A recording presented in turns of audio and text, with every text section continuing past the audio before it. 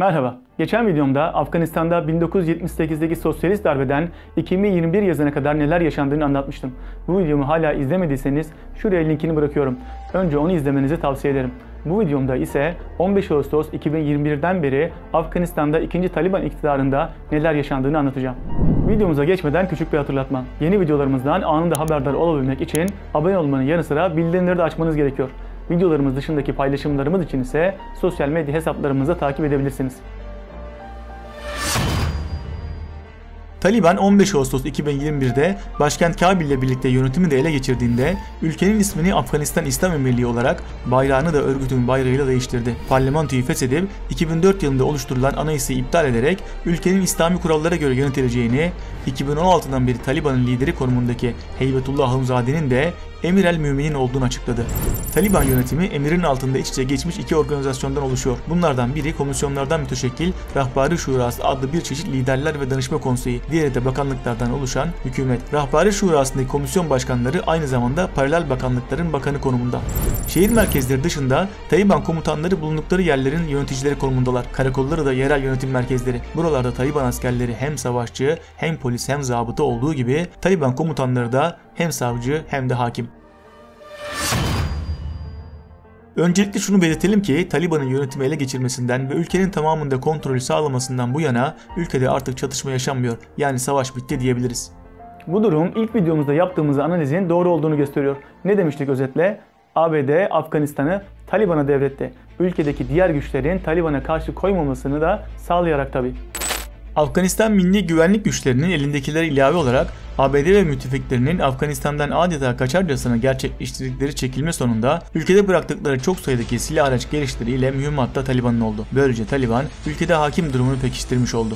Bu üstünlüğün Taliban tarafından barış ortamının korunması adına kullanılacağını umut etmekten başka çaremiz yok. Evet, Afganistan'da barış var ama huzur ve refah yok. Huzur yok çünkü Afgan halkının güvenliğini şimdi de eli silahlı, büyük çoğunluğu eğitimsiz, kaba saba Taliban yönetici ve üyeleri tehdit ediyor. Huzur yok çünkü kontrol yok. Hukuk ve adli sistem neredeyse tamamen ortadan kalkmış durumda. Şikayet ve denetim mekanizmaları çok yetersiz. Huzur yok çünkü Taliban yönetimi ele geçirdiği ilk gün genel af ilan etmesine ve eski rejim çalışanları ile güvenlik güçlerine karşı öç alma duygusuyla hareket edilmeyeceğini açıklamasına rağmen evlerin kapı kapı arandığı ve yargısız infazların yapıldığı, eski hakim, insan hakları savunucuları ve gazetecilere karşı saldırılar düzenlendiği haberleri geliyor. Tüm bu olumsuzlukların ortaya çıkarılması ve engellenebilmesi için büyük önemi haiz uluslararası bağımsız denetim ve gözetim kuruluşlarının görev yapmasına da izin verilmiyor.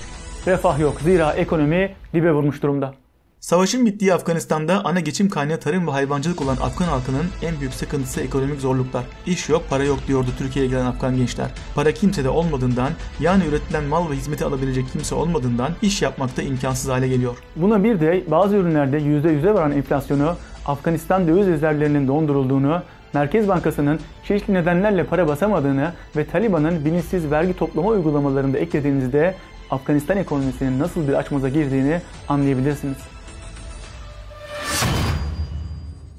Son 44 yılı savaşla geçen Afganistan ekonomisi büyük oranda yapılan dış yardımlara bağımlı kaldı. Yapılan yardımlar ise maalesef yardım yapılan her ülkede olduğu gibi balık tutmayı öğretmek yerine balık vermenin ötesine geçemedi. Yani ülkede üretim ekonomisi oluşturulamadı. Ayrıca yardım paralarının büyük çoğunluğunun birileri tarafından zimmete geçirildiği de iddialar arasında. Taliban iktidara geldiğinde söz konusu bu yardımların da kesilmesi zaten zor durumda olan ekonomiyi iyice kötü duruma soktu. Gümrük dahil vergi gelirlerinin çok büyük oranda düşmesi karşısında önemi daha da artan bu yardımların bir kısmı zaman içinde tekrar gelmeye başlamış olsa da ülkedeki kriz karşısında yetersiz kalıyor. Son 1,5-2 yıl içinde biraz olsun yurt dışına çıkma imkanı bulunan insanların tüm birikimleriyle birlikte ülkeden kaçmış olması da cabası. Şu ana kadar Taliban'ı tanıyan ülke yok. Birleşmiş Milletler'de de tanımıyor Taliban hükümeti. Hem bu durum nedeniyle hem de ülkenin geleceğine güvenle bakılamadığından Afganistan'ın çok ihtiyaç duyduğu yabancı yatırımlara da başlayan ülke yok maalesef. Düşünün ki ülkedeki nüfuzunu arttırmak ve yatırım fırsatlarını başkalarına kaptırmamak için hemen gelip yatırımlara başlayacağı düşünülen Çin bile beklenilen seviyede bir girişimde bulunmuş değil. Yani ülkeden çıkan paraya karşılık ülkeye para girişi de yok. Taliban ilk ayların aksine iyi kötü memur maaşlarını ödebiliyor olsa da devlette çalışan memurların büyük bölümü ya ülkeden kaçmış ya da artık çalışamıyor. Anlayacağınız ekonominin can suyu olan memur nüfusu iyice azalmış durumda. Ayrıca Taliban eğitim, sağlık ve güvenlik gibi kadınlara hizmet verilen bazı zorunlu alanlar dışında kadınların devlet kurumlarında ve özel sektörde çalışmasını sıcak bakmıyor. Bunun sonucu olarak çalışan kadınların yaklaşık %70'in işini kaybettiği belirtiliyor ki bence bu bile gerçek durumun çok üstünde bir rakam.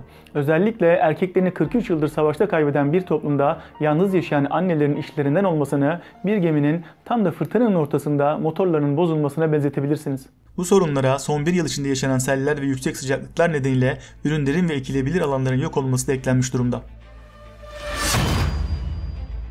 Tüm bunların sonucu olarak şu anda dünyadaki en büyük insani kriz Afganistan'da yaşanıyor. 38 milyonluk nüfusun yarısından fazlası insani yardıma muhtaç durumda. Gıda güvencesizliği, yani o gün yiyecek bir şey bulup bulamayacağını bilememe hali %70'lere dayanmış durumda. Her 3 çocuktan ikisi yatağa aç gidiyor.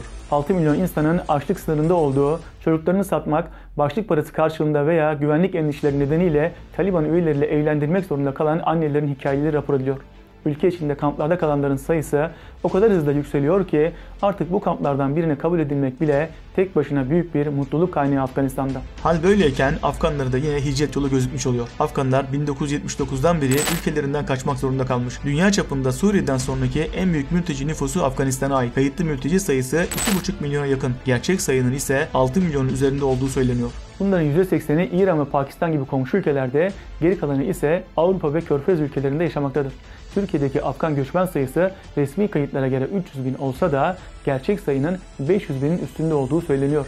50 bin kadar Afgan Türk vatandaşlığı almış durumda.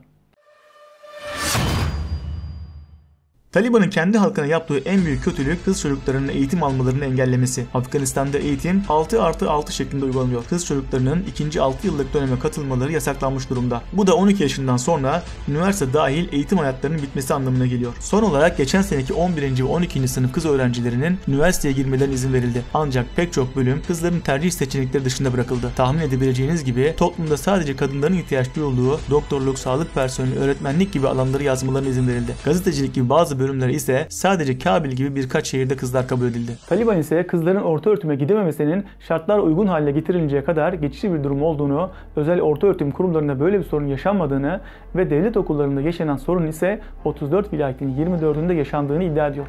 Ancak sorunun çözümüne yönelik verilen miadlar gelip geçmesine rağmen ortada bir ilerleme yok. Haddi zatında iyileştirilmesi beklenen şartların ne olduğu da açıklanmış değil.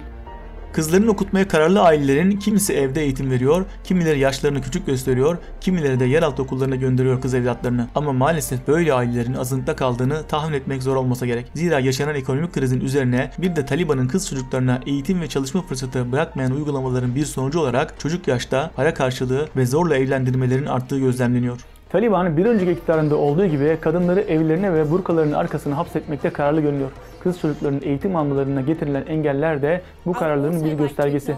Yavaş yavaş uygulamaya konan diğer yasaklarla da kadınlar toplumdan iyice izole ediliyor.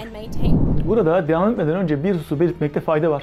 Afganistan'da kız ve erkek öğrencilerin ayrı sınıflarda ve kendi cinsiyetlerindeki öğretmenlerden eğitim almaları ile kız çocuklarının ilkokuldan itibaren başörtüsü takması Taliban dönemine has bir şey değil. Sırf Taliban'ı kötülemek adına Afgan halkının bu konudaki hassasiyetini dikkate almadan yapılan haberlere itibar etmemek gerekir.